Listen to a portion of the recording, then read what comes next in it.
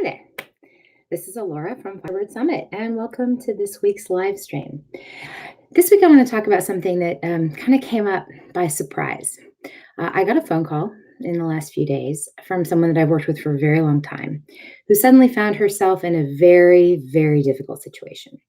Her boss had asked her to do something that was, at the very least, unethical. Um, had definitely the potential, though, of becoming actively illegal. And she had been up all night because she was extremely upset about the request and not entirely sure what she was going to do about it. So, before I launch into kind of what we discussed, in this example, I'm going to share three basic assumptions that were true for her, were true for me when I found myself in a similar situation, and are generally the place that we need to start before we can launch into this. So the first one is really that this is a very normal professional job, right? This is not assuming you have a job where you're laundering money for a living, or you're doing off the books, black market horse betting or anything like that. This is a conversation about an issue that happens in a place where it's a very normal, fairly vanilla work environment. Second, it also kind of assumes that you have a basically decent relationship with your boss.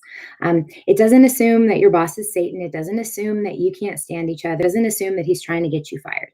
Really, we're assuming you have a reasonable relationship with your boss. And third is that the role you have in the organization has some degree of responsibility and authority. I'm going to assume that you're probably a manager or higher, and that you are accountable for other people, projects, budget, client relationships, any number of things that give you a certain degree of authority and responsibility within the organization. And that as a result, your boss typically trusts you to do what you need to do.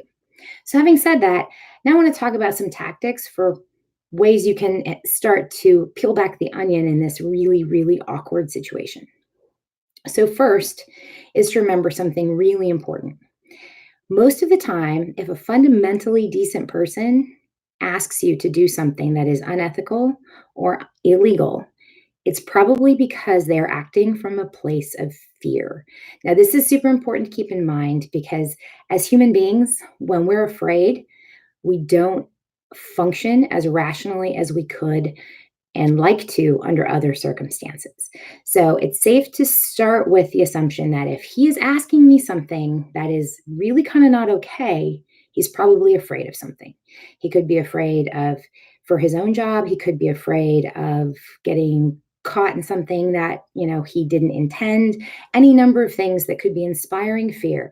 The thing that is important to remember is that people who act out of fear can be desperate and can be difficult to reason with.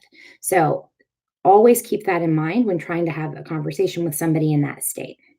Secondly, is that when you're listening to them ask you what they want you to do or tell you what they would like you to do, if you assume they're acting out of fear, the first best reaction you can have is try not to buy into their premise automatically. If they're afraid of, you know, having a client problem come back to bite them, start by questioning the underlying premise. Don't automatically assume that the conclusion they've arrived at is the automatic and only way that the situation can unfold. So stay curious, ask questions, try to get to what's actually causing them the anxiety, and then start thinking if you can see other possible ways of this playing out, including other courses of action that you can take that are far less uncomfortable and far less likely to come back and bite you both. Here's the last thing. When it comes down to it, you might not be able to get your boss to back off. But there's a really interesting thing that happens when basically decent people, or maybe more importantly, people who view themselves as basically decent people, want to request that you do something that's kind of shady and generally not okay.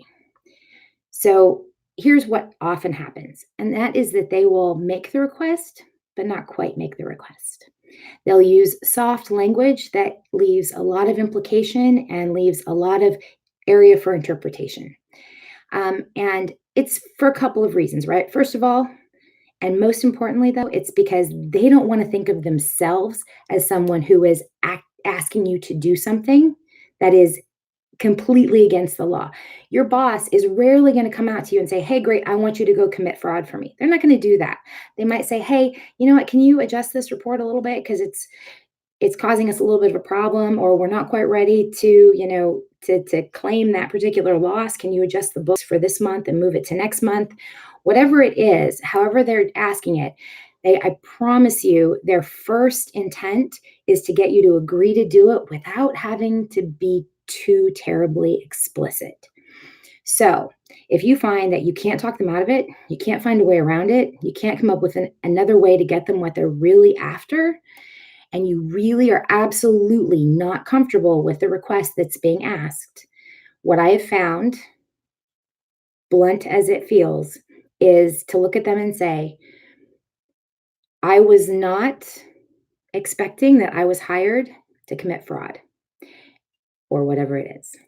If you are telling me that my job depends on me committing a crime, I need you to please tell me exactly that in those words.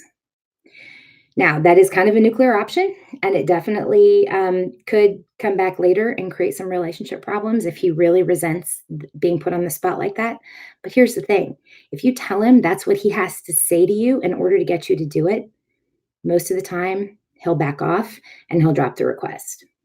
So, flip side is occasionally you might have a boss who just really is in such desperate straits that they ask you to do it. At which point, then you have to decide how you're going to answer.